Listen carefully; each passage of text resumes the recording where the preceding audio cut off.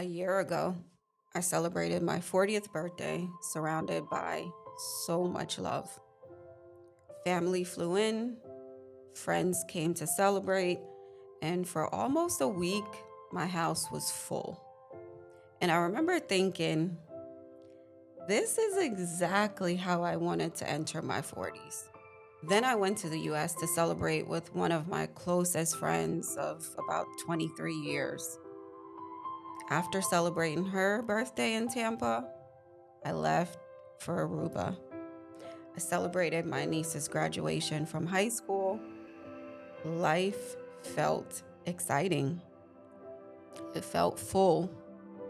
It felt beautiful. Then came the trip I'd planned for about a year. I was spending 6 weeks back in Asia, but with a different purpose this time. I stopped in Qatar,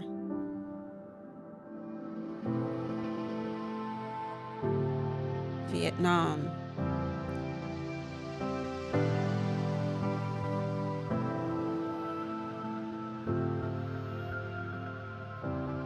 China,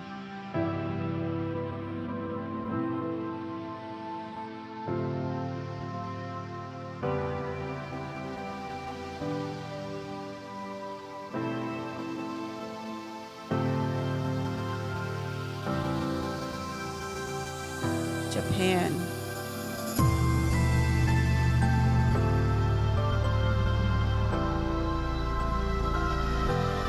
Hong Kong,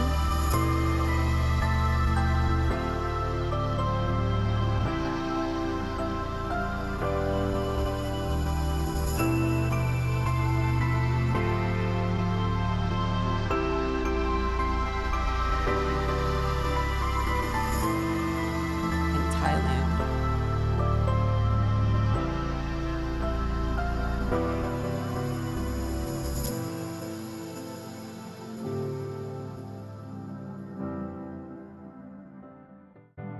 I experienced cultures I had only read about. I ate amazing food. I made memories I'll carry forever. I came home feeling inspired, ready for my next chapter. I just didn't know what that chapter was going to look like.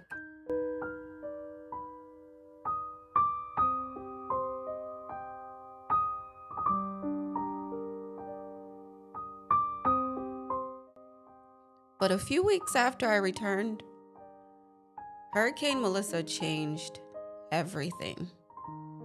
The damage wasn't just to my house, it was to my sense of normalcy.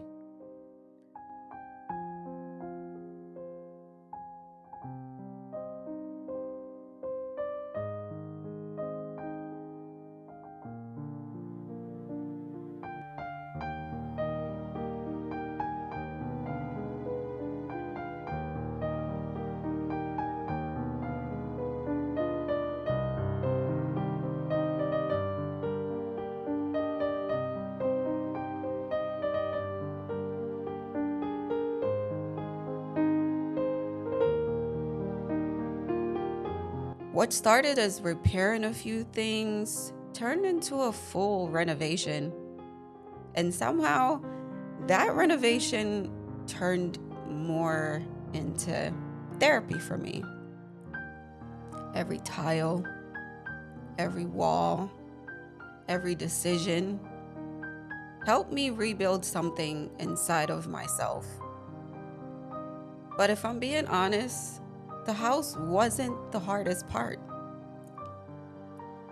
This year, I watched two of my biggest income streams disappear. I've questioned myself, wondered if I made the right decisions. I've disappointed people, and people I loved have disappointed me too. I've had to let go of things I thought would always be a part of my life. And maybe the hardest lesson was learning that sometimes letting go isn't giving up, it's just making room. Family has weighed heavily on my heart this year. Watching some of the closest people to me go through some of their hardest challenges has been heartbreaking. This has reminded me how quickly life can change. Sometimes you carry burdens that aren't yours to fix, but they are still heavy. But here's the beautiful thing about difficult seasons: they don't have to stop you from being a blessing to others.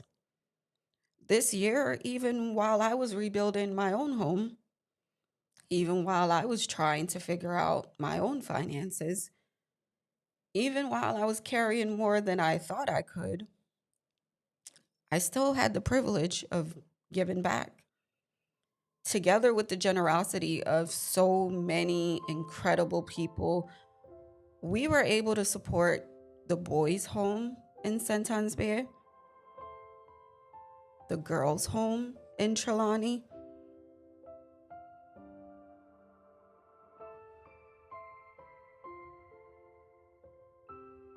and the Zion Community Action Group, and even assist with donations to Sentans Bay Hospital.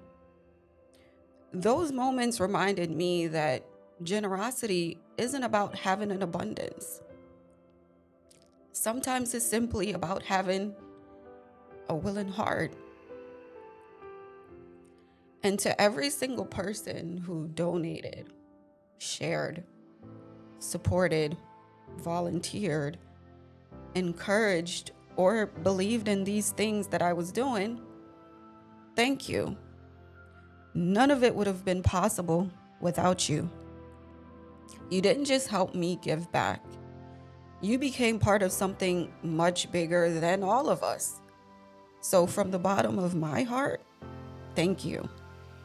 Thank you for trusting me to reach the people that needed it the most. Last December, I made a commitment to myself, and that was to just sit still. Now, if you know me, then you know that is probably one of the hardest things that I could have chosen to do for myself.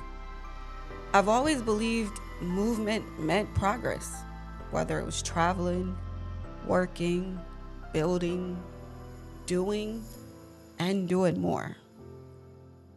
But this year has taught me that strength doesn't always look like standing tall, taking on the heavy load. Sometimes strength looks like getting out of bed when your heart is heavy.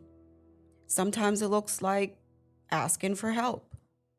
Sometimes it looks like rebuilding one room at a time, one relationship at a time, one dream at a time. Year 40 has been hard. I've cried more than I have in years. I've stressed. I've been afraid. I've questioned whether I was doing enough, whether I was enough. But here's what I've learned. You can be grieving and still be grateful. You can be struggling and still be blessed. You can feel uncertain and still keep going. And despite everything, I am okay. Not because everything is fixed, but because I'm learning that peace isn't the absence of problems. Peace is trusting yourself through the problems. In the middle of everything, there were moments that reminded me that I am still moving forward. Being invited by the Jamaican Ministry of Foreign Affairs to serve as a panelist at the 11th Biennial Diaspora Conference was one of the highlights of the year for me. It reminded me that even when I couldn't always see my own purpose, someone else could. So today, on my 41st birthday, I'm not celebrating because life is perfect. I'm celebrating because I made it. I survived a year that stretched me in ways I never expected. And somehow, I'm still here. I'm still dreaming. I'm still building. And I'm still believing. Welcome to chapter 41. Let's see what this next season has in store.